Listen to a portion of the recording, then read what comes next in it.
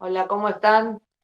Bueno, soy Imán. Gracias por invitarme a este evento del Gosla Brasil. Bueno, está rara que bueno, nos conocemos de los primeros Gosla, allá por el 2012, ya casi 10 años, increíble, ¿no? Bueno, y ahora con este nuevo formato, bueno, les agradezco haberme invitado a hablar. Ahora hablo, ya estoy retirada de la enseñanza y de la danza, pero bueno. Agradezco que hayan tenido el interés en invitarme. Bueno, lo que vamos a ver hoy es un poco los orígenes del estilo o del movimiento goth o dark, como se llamaba en esa época, ¿sí? No, el término goth es como que acá, sobre todo a estos lados del mundo, llegó mucho más tarde. En nuestra época, ya por los 80, lo conocíamos como dark, éramos dark. Y tampoco sabíamos muy bien qué éramos, ¿no? O a qué movimiento pertenecíamos, porque era algo muy nuevo. Por suerte tuve la suerte, valga la redundancia, de ser parte de ese movimiento acá en Argentina cuando inició, apenas inició. Así que imagínense en una época en la que no había internet, la comunicación no era como ahora, la música costaba conseguirla, eh, bueno, era diferente, ¿no? Era un poco el boca al boca y transmitir un poco entre nosotros el conocimiento, lo que íbamos investigando. Las que estamos viendo, lo que estamos empezando a ver. Esto es parte de estas diapositivas, es parte del curso que yo di, un curso intensivo de 3 años, que creo que fue 2014, 2015 y 2016, sobre Dark Fusion, obviamente, Dark and Gothic Fusion Belly Dance, así le llamaba mi estilo, que abarcaba diferentes ramas, diferentes estilos, ¿no? Y por supuesto la parte histórica me parece importantísimo que las bailarinas que se dediquen a este estilo sepan cuál es el origen, ¿no? Obviamente del movimiento, de lo que están bailando, así como si hacen belly dance van a conocer la historia también de la danza, ¿no? Entonces, esta primera que estamos viendo, que son los orígenes de este movimiento, el punk de mediados y fines de los años 70 dio lugar para la cultura gótica, tanto en música como en estética. O sea, nos situamos en Inglaterra aproximadamente en los años 76 hasta el 78 aproximadamente, porque el movimiento punk no duró demasiado. Y ese movimiento dio lugar a lo que después conoceremos como goth o cultura gótica, tanto en la música como en la estética, ¿no? Entonces, a finales de los 70, perdón, y principios de los 80 nace en el Reino Unido el estilo gótico como derivación del post-punk. Entonces, este es un término, el post-punk, que sería como más correcto de aplicar para esta época, ¿no? Todavía no era gótico, ¿no? Pero sí es post-punk. Acá en la foto vemos a Sid Vicious, a Steven Severin y a Siouxsie Sioux en un festival de punk en 1976. Siouxsie y Severin después formaron lo que es Siouxsie and the Banshees. Bueno, Sid Vicious es parte de los Sex Pistols, ¿no? Entonces ahí vemos como hay también una fusión de eso, ¿no? ¿De dónde tiene origen? ¿De dónde se origina el término de goth o gothic en inglés, ¿no? Que mucha gente lo confunde con que tiene que ver con esto nada más, con el estilo, con el arquitectónico o con la época, ¿sí? Gótica. Eh, Proviene de una tribu germánica de los godos, que los romanos los consideraban bárbaros incultos y vándalos en realidad, ¿no? Entonces fue más tarde aplicado este término de arquitectura medieval por críticos que también le daban a esta arquitectura como un tono medio bárbaro o no, sin cultura. Entonces, durante el periodo del Renacimiento en Europa, la arquitectura medieval fue llamada arquitectura gótica y se la consideró bárbara y pasada de moda en comparación con las líneas refinadas de la arquitectura clásica. Esta foto que está ahí en el PowerPoint es de la Facultad de Ingeniería de acá de Buenos Aires, pero seguramente ustedes allá en su país también deben tener modelos arquitectónicos del gótico. Entonces, este término de gótico fue más tarde aplicado al estilo de literatura, ¿sí? De finales del siglo XVIII, principios del XIX, que tenía una fascinación por la muerte y lo sobrenatural.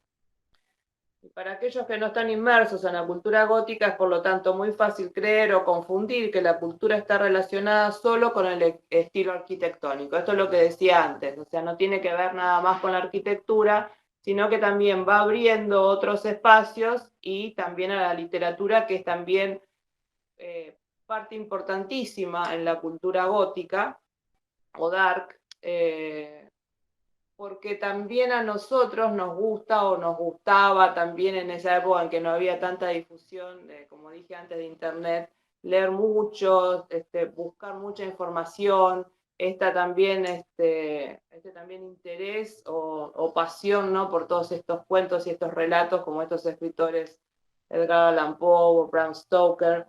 Y acá la que vemos en la foto es Anne Radcliffe, que es una novelista británica que fue pionera de la llamada novela gótica del terror. ¿Sí? Estamos hablando de el siglo fines del XVIII y principios del XIX. ¿Y cómo se aplica a la música todo esto, no?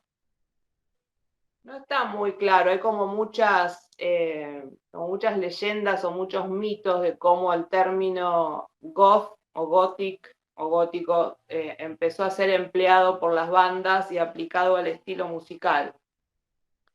Porque como dije antes, primero se lo conocía como post-punk, posterior al punk.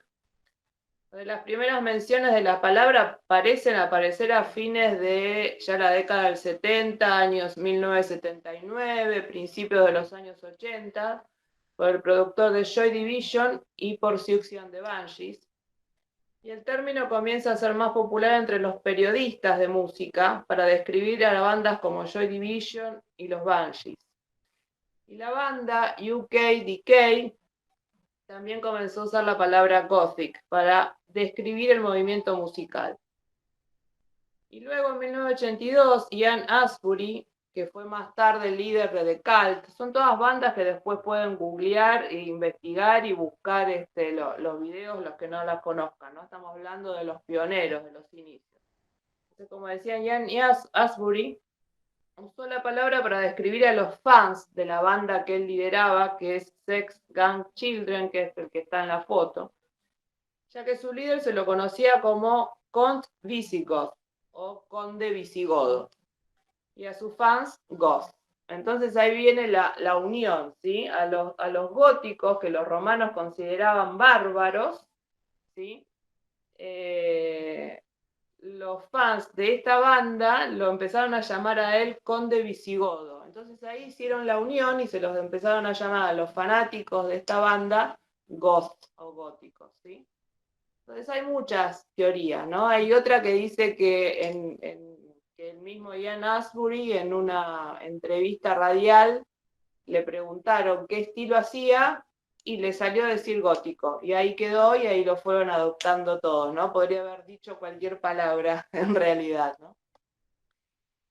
Pero esto, bueno, es parte del mito también y de que ellos mismos estaban iniciando un movimiento que no sabían bien qué era. Batcave o Posse Punk. Batcave era un club nocturno en Londres que se inauguró en julio del 82 y les dio un lugar de encuentro para los integrantes del incipiente o del reciente movimiento. pero hasta 1983 es que la palabra goth comienza a ser utilizada más abiertamente. Entonces fíjense cómo desde el 78, 79 hasta recién en el 83 la palabra empieza como a ser más conocida y relacionada con el estilo. Hasta ese momento se usaba la frase punk positivo o posi-punk para describir al movimiento que luego se transformaría en gothic. O sea, esto de posi-punk obviamente viene de que el movimiento punk era como más en la búsqueda de la rebeldía muy, muy fuerte, muy profunda contra el sistema político, contra todas las normas establecidas de la sociedad, esa música, ¿no? Casi sin melodías y con mucha furia. Entonces, por eso es que esto se lo diferencia y se le pone la palabra positivo, ¿no? Como un punk positivo sería. Entonces, ven que vamos teniendo como post-punk, posi-punk, y bueno, y ahora a partir del 83 o mediados del 80, el término gothic.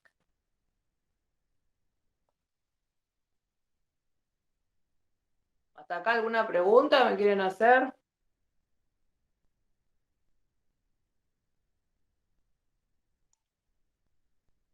Bien. Bueno, entonces seguimos con las influencias culturales, la estética, ¿no? Era muy, muy particular y para nosotros era como, no sé, me transporto a los que vivimos en esa época y vivimos este momento especial, era como algo mágico para nosotros, era como una cosa de libertad absoluta, pero a la vez también difícil para salir a la calle, para el contacto con la gente, bueno, eso lo cuento después, ¿no? Entonces, los miembros de la subcultura gótica comparten gustos estéticos, musicales y culturales con tendencia hacia una apariencia y un sonido dark o oscuro. Los estilos de vestimenta dentro de la subcultura toman influencia del death rock, el punk, el estilo andrógeno y de vestimentas del Renacimiento de la época victoriana. Sin embargo, los góticos tienen una estética propia que se centra en el color negro, trajes negros, maquillaje para resaltar la palidez en el rostro o labiales negro o rojo. Entonces acá estamos hablando de lo que sería la old school, ¿no? La vieja escuela, los que recién empezábamos, entonces ahí se ve en la foto, no sé si lo pueden ver bien, según si están en computadora, en notebook o en celular. La característica era los pelos muy parados, muy batidos, muy, muy hacia lo más arriba que podíamos, mejor todavía. Obviamente el negro, ¿sí? Las mujeres solíamos usar o calzas o las medias rotas, ¿sí? Con unas polleritas o minifaldas muy cortitas, los borceguíes. Y era infaltable el sobre todo o el saco largo hasta el piso en invierno o en verano lo adaptábamos con algún tipo de capa sin los brazos, ¿no? El maquillaje obviamente muy blanco o lo más blanco que pudiéramos y resaltar mucho los ojos. Una línea, ¿no? La línea de gato, bueno, que se sigue usando. Negro y los labios podían ser o rojos o negros también. Pero ¿qué pasaba? En esa época no existía lo que hay ahora, de que uno si quiere va y se compra un labial negro. No había labial negro. Entonces nos pintábamos con el mismo lápiz, quizás que nos pintábamos los ojos o con sombra. Solíamos ponernos un poco de rubor también, violeta o negro. Los accesorios también eran como una mezcla entre punk y este movimiento, ¿no? Había mucho de... Yo tuve una época en la que estaba más tirada hacia el punk, era como una fusión, una mezcla. Muchas cadenas, las hojitas de afeitar, las gilets para cortar, los alfileres de gancho, los candados, entonces era como muy artesanal también porque tampoco había casas de ropa que vendieran la ropa, la vestimenta. Entonces lo hacíamos nosotros, ¿no? También era agarrar una remera, una camisa de papá y cortarla, ¿no? O quemarla con cigarrillos para hacerla parte de nuestra vestimenta. Bueno, la influencia cultural en la literatura. está más chiquito. Bueno, tiene que ver, como dije antes, ¿no? Con este contacto que tiene esta cultura con la pasión, digamos, por lo sobrenatural, por todo lo que tenga que ver con los monstruos, con el terror, pero con este terror más, más romántico, por así decirlo, ¿sí? No tan sangriento, no tiene nada que ver con los gore. No, el gore es que no sabe las películas que son demasiado sangrientas, ¿no? Entonces, la novela gótica estableció mucho de la iconografía de la literatura y el cine de horror que vinieron después. Y hay muchas novelas que toman el elemento de la figura del villano gótico que se convertiría más tarde en un héroe, por ejemplo, por Byron. Por ejemplo, el arquetipo del vampiro se comienza a usar mucho. Aparece la novela de Drácula, de Bram Stoker, la más conocida. En cine y en TV empieza a haber todo un movimiento y una cultura, que esto en realidad empieza de antes, ¿no? En los años 70, pero bueno, este movimiento va hacia atrás y toma mucho de esto. Comienza con el expresionismo alemán en la década del 20 y luego sigue con las películas de los estudios Universal de los años 30, como recordarán El Hombre Lobo, Drácula de Bela Lugosi, toda esa cantidad de películas que se fueron haciendo en esos años, que eran catalogados como películas de terror de clase B, por ejemplo, como el Plan 9 del espacio exterior, muy, muy de clase B. Y después vinieron las películas en los años 60 de los estudios Hammer, ¿m? Que ahí fueron, bueno, fue como un boom, ¿no? De películas que ahí ya estaban Vincent Price, este trío que había Vincent Price, me olvidé del otro nombre. Pero bueno, Vincent Price fue como un ícono de esa época en estas películas y se hicieron muchísimas y muchas películas basadas en los libros de Edgar Allan Poe. Tenemos en la televisión, bueno, lo que conocen todos, la familia Adams o los locos Adams y los Monsters, que usaron estos estereotipos para hacer estas comedias, ¿no? Y bueno, y Morticia pasó a ser un ícono importantísimo de este estilo, ¿no? O sea, después cuando comenzó el estilo, ¿quién no adoptó el estilo de Morticia? A mí en un momento también me decían que tenía este estilo, bueno, siempre la amé, ¿no? Pero esto del vestido negro, el vestido largo, o sea, muy, muy simple, ¿no? Su look, su vestimenta, pero muchos adoptamos esto, pero es de la década del 60 y duró muy pocas temporadas, creo que duró nada más que 2 temporadas. Bueno, esto sería un resumen de lo que tiene que ver todas las influencias culturales que fueron metiéndose en este nuevo movimiento, ¿no? Y en la música tenemos como una división. En la primera parte lo que se llama el primer gótico, en donde hay bandas como Siouxsie and the Banshees, Southern Death Cult, UKDK y Bauhaus. La primera banda que podría ser clasificada como gótica, que podría ser clasificada como gótica, es Bauhaus, que lanzó su primer simple o su primer disco, Bela Lugosi's Dead, en septiembre de 1979. Y los Banshees podrían ser considerados más punk. The Cure, más New Wave y Joy Division post-punk. Pero Bauhaus, sin lugar a dudas, era gótico, tanto en música, en estética, letras, arte y estilo. Entonces, como que este tema, Bela Lugosi Dead, es como que dio o asentó este movimiento, ¿no? Como que se dijo, bueno, sí, ya tenemos un movimiento como más establecido. Y los otros que nombré es como que ya empiezan algunas derivaciones en estilos musicales. Sí, Siouxsie al principio, sobre todo, estaba mucho más conectada con el punk. Creo que Sid Vicious, si mal no recuerdo, de los Sex Pistols tocó con ellos alguna vez. The Cure es más New Wave. Pero bueno, todos comparten en que las letras, la atmósfera, la música, tiene que contener esta esencia dramática, oscura, poética también. Las letras son muy poéticas. Y también en sus presentaciones en vivo, ¿no? Bauhaus fue el primero también en presentar esta estética también bastante lúgubre, por así decirlo.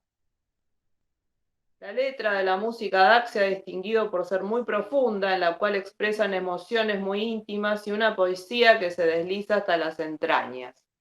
O sea, las letras son dramáticas y muy conectadas con lo emocional. Entonces ahí hacemos una primera conexión también con la danza, con el estilo dark fusión, con el estilo gothic belly dance, en que la principal característica es transmitir algo al público. Todas las danzas deberían transmitir algo, pero este estilo es primordial que transmita emociones. ¿Cómo? A través de un personaje que yo elija, a través de una historia que elija contar, a través de una historia personal o una historia de algún libro, de alguna película o de lo que fuera, ¿no? Pero tengo que estar transmitiendo algo, ¿sí? Conectándome con algo que yo quiero que el público reciba. No es solamente una coreografía. Entonces, este estilo, cuando yo me inicié en esto, fue el Gothic Belly Dance, me refiero al Dark Fusion, era perfecto, pues, venía del Belly Dance y en el Belly Dance no me sentía bien, a gusto, ¿no? O sea, me gustaba la danza, pero no conectaba por ahí con el estilo de sonreír y divertir y demás. Entonces, cuando lo conocí, dije, es perfecto, el match, la conexión de las dos cosas, ¿no? Bueno, acá tenemos a Siuxi. Bueno, ven, este es otro icono que todos quisimos ser o queremos ser como ella. El pelo bien parado, bien batido, el maquillaje bien intenso, las cejas, lo característico de ella son las cejas y el maquillaje en profundidad en los ojos. Yo tuve la suerte de ir a 2 recitales de ella. La primera vez que vino a Argentina fue en el año 86. Pude estar adelante de todo y la presencia de ella es algo impactante y sobre todo sus ojos también. Y después creo que regresó en el 93, si mal no recuerdo. Bueno, la segunda generación, que es gran parte de los 80 en cuanto a la música, se trata de grupos que llegan para incorporarse a un fenómeno que ya tiene su buen repertorio de lugares comunes en cuanto a esa imagen, temas y sonido. Y pueden ser grupos como Sisters of Mercy, Sex Gang Children, Alien Sex Fiend, Christian Death, Fields of the Nephilim, y algunas de las bandas del sello 4AD. Este fue un sello importante, 4AD, que lo que hizo fue editar discos exclusivamente con esta temática, ¿sí? Con este estilo musical. Y abrirlo quizás, ahí se empezaban a hacer como más ramas, ¿no? Porque no es lo mismo hablar de Siouxsie and the Banshees que hablar de Dead Can Dance o Cocteau Twins, son estilos diferentes. Clan of Simox, también Exmal Deutschland, The Birthday Party, This Mortal Coil, y al mismo tiempo algunos goths comenzaron a incluir entre sus preferencias a grupos industriales como Ministry, Insurgente New Bauten, Die Form, Die Krabs, Front 242.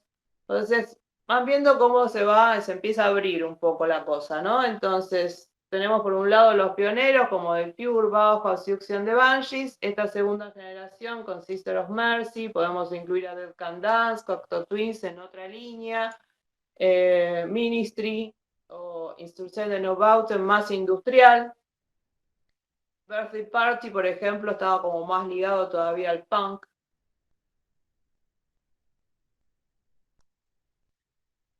Y la tercera generación, o sea, la anterior es a través de los 80, ¿no? O la primera mitad de los 80. Y esto sería la segunda parte. Al finalizar la década de los 80, el futuro del rock gótico no estaba muy claro.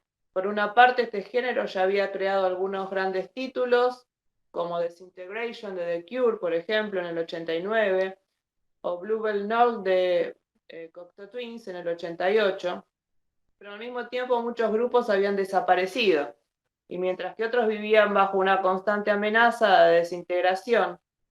En medio de ese incierto panorama, ¿no? O sea, como que estaba ahí en la cuerda floja el movimiento, surgió una banda que, aún estando muy lejos del nivel de Bauhaus o Sister of Mercy, cumplió un papel determinante en la conservación de la escena oscura, que fue Rosetta Stone. Y este grupo británico consiguió una imagen y sonidos inconfundiblemente góticos en un tiempo en el que ya nadie daba un centavo por el gótico, sirviendo como puente entre la vieja generación y la nueva generación, o la antigua década y la nueva década que empezaba.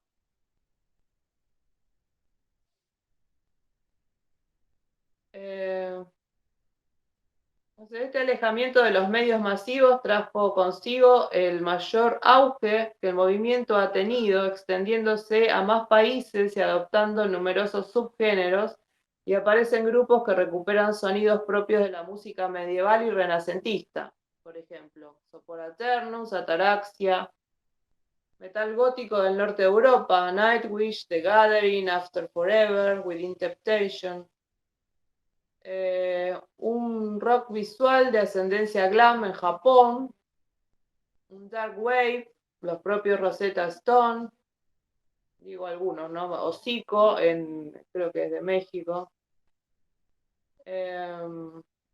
Otros con un pop más etéreo, y grupos que tienen un pie en la canción de autor, en la tradición de Cohen y Waits, Tom Waits. Y otro en el dark como Human Drama y los Future Bible Heroes. Perdón. Bueno, dos de los grupos que más representaron esta generación, esta tercera generación, son Lacrimosa y London After Midnight. Entonces, bueno, para resumir esta tercera generación, el gótico o el movimiento venía decayendo, y gracias a Rosetta Stone es como que abrió otra vez las puertas y que se extendiera a otros países, y como que también hubiera otros movimientos, otros estilos musicales que tenían su propia esencia, ¿sí? Por eso es que hoy en día hay tanto, ¿no? Y que a veces es difícil clasificarlos o ponerlos dentro del estilo gótico, ¿no? Algunos rock gótico, otro es más dark, otro es más renacentista, otro es más medieval, otro es más industrial, ¿no? Entonces como que a algunos ni siquiera les gusta que lo llamen gótico. Por ejemplo, The Cure no quiere que lo llamen así, o no se siente identificado. Bueno, y esta es la foto de Sopor Aeternus, que la puse de Anne Barney, la puse a lo último como símbolo de unión, ¿no? De lo viejo con lo nuevo. Creo que es la última. Sí, es la última. Vamos a dejarla ahí. Bueno, entonces le querías mostrar como un resumen entonces, ¿no? De dónde viene, y sobre todo esto que quizás la gente que baile o las bailarinas que estén incursionando en este estilo no conocen, y se les mezcla muchísimo, ¿no? Lo que es gótico, lo que es dark. Entonces dicen, bueno, Dead Can Dance es gótico. Sí, no. Recuerdo lo que vengo hablando, sí podría ser por sus letras, pero la música, como los que conocen Dead Can Dance, es más como tipo New Age, más renacentista, tiene otras influencias. No es lo mismo Dead Can Dance que London After Midnight, que es más rock gothic, ¿sí? Es otro estilo, ¿no? Y ni que hablar de los primeros, ¿no? Bauhaus, por ejemplo. Entonces eso va a ir a gusto de cada una, o a gusto de lo que quieran bailar y de lo que quieran expresar. En mi carrera he bailado casi de todo de acuerdo a mis gustos también, ¿no? He bailado Bauhaus y The Cure, pero también he bailado Rammstein, por ejemplo, ¿no? No, ese creo que fue una coreografía para mis alumnas. Pero es muy rico la cantidad de música y de grupos que hay, y si se van a investigar para atrás, van a descubrir quizás grupos que no son tan populares y son muy buenos. Y actualmente también siguen apareciendo y habiendo grupos que también siguen haciendo esta música. Es como que hay un renacimiento otra vez, otro nuevo renacimiento. Y hay muchos grupos ahora que están haciendo y volviendo a lo que es el post-punk, ¿no? Haciendo este revival, ¿no? Yendo para estos sonidos más post-punk.